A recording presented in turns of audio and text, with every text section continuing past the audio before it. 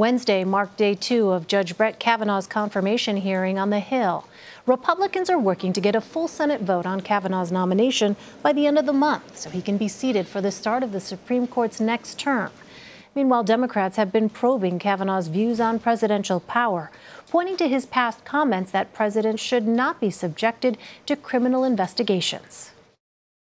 Let me just ask you this.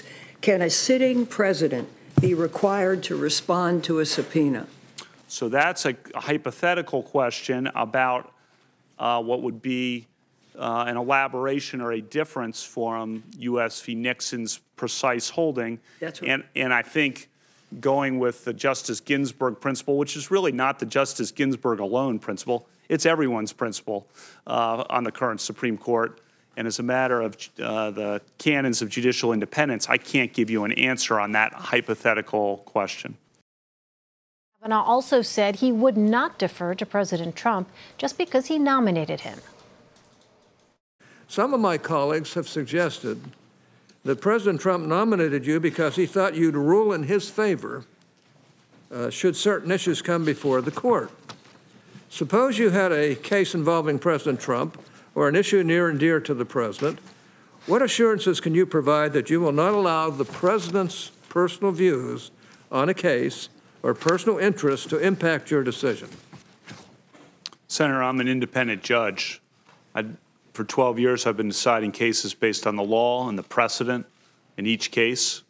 If confirmed to the Supreme Court, that's how I'll do it as well. I'll be part of a team of 9. I'll decide cases based on the Constitution, the law, the precedent, the Supreme Court, working with the other 8 justices without fear or favor, independently, without pressure from any quarter. The person who has the best arguments on the law and the precedent is the person who will win with me. What sort of loyalty will you owe to the president? How will that loyalty differ from the loyalty you owe to, say, the American people? Senator, if confirmed to the Supreme Court and as a sitting judge, I owe my loyalty to the Constitution. That's what I owe loyalty to.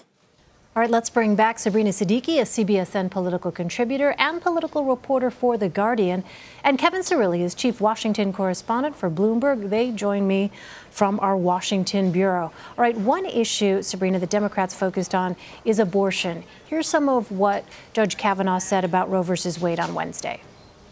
I said that it's settled as a precedent of the Supreme Court entitled to respect under principles of stare decisis. And one of the important things to keep in mind about Roe v. Wade is that it has been reaffirmed many times over the past 45 years, as you know. And this is the point I want to make that I think is important. Planned Parenthood versus Casey reaffirmed Roe and did so by considering the stare decisis factors.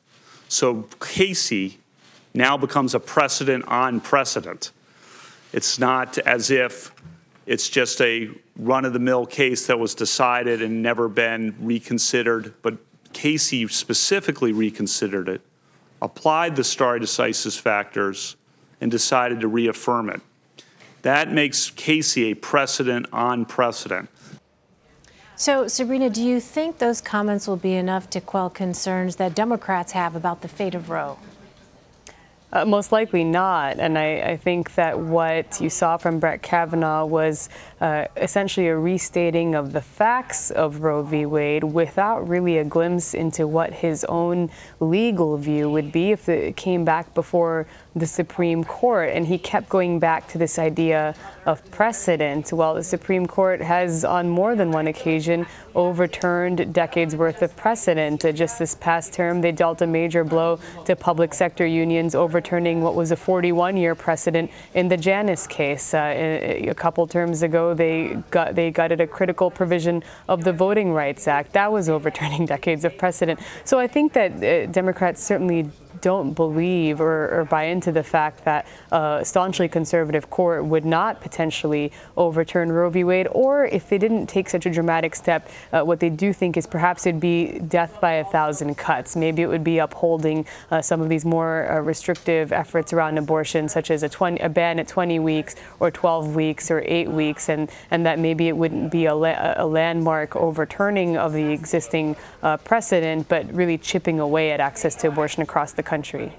Kevin, in an earlier clip, we heard Judge Kavanaugh talk about the Ginsberg Rule when declining to answer certain questions. Here's how he responded to those questions.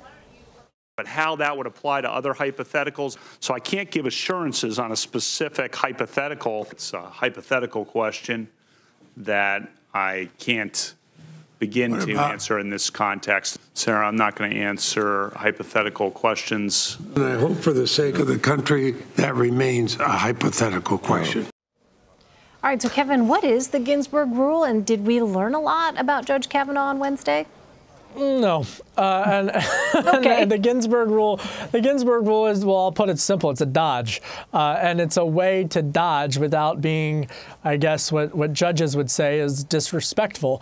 This is named after Ruth Bader Ginsburg, and she essentially said that she would not engage in any type of hypothetical arguments in order during proceedings like this. That has provided a lot of political cover from folks in the political hot seat, but it doesn't provide the clarity, I think, that quite frankly many Americans on both sides, no matter where they are in the political spectrum, would want to hear about.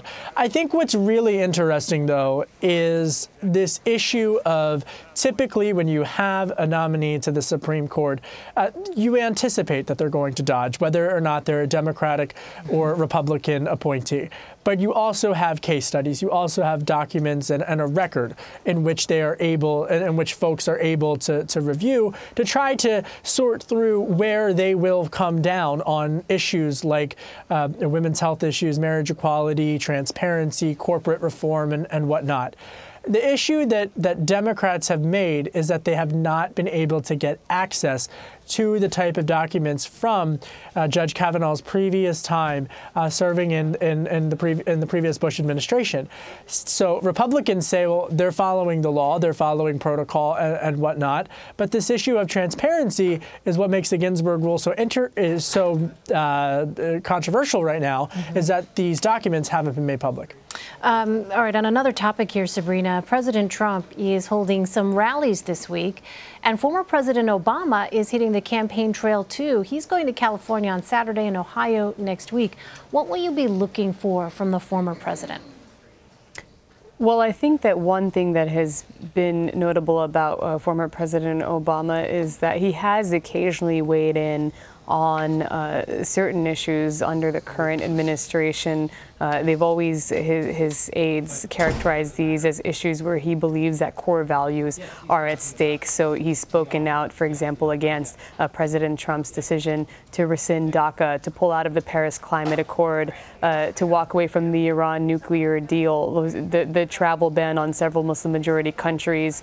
Those are just a few examples. So I suspect that you will continue to see the former president perhaps draw a contrast to his successor when it comes to what he sees as certain core principles or fundamental values as at stake under the current administration. But he has never, since leaving office, attacked Donald Trump by name. And so I expect, based on my conversations with those close to President Obama, that he will likely keep with that tradition and make this more about a different vision for the country more broadly than a personal indictment of this president. Yeah, it'll be really interesting to watch and see what his message will be. Thank you both. Appreciate it. Thank you. Thank you.